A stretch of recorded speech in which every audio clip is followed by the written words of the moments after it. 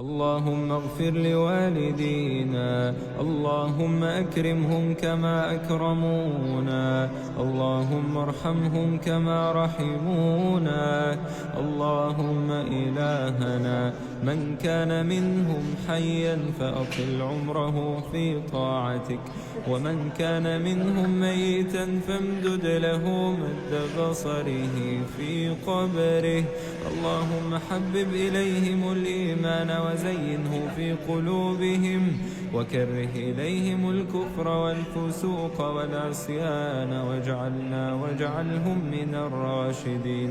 اللهم من كان منهم ميتا رهين عمله في قبره، اللهم اجعل قبره روضة من رياض الجنة.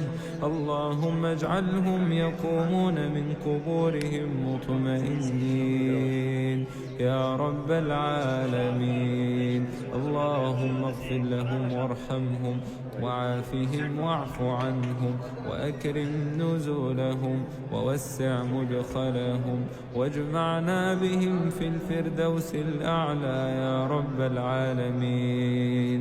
اللهم لا تجعل لهم ذنبا إلا غفرته، ولا هما إلا فرجته، ولا حاجة من حوائج الدنيا إلا قضيتها.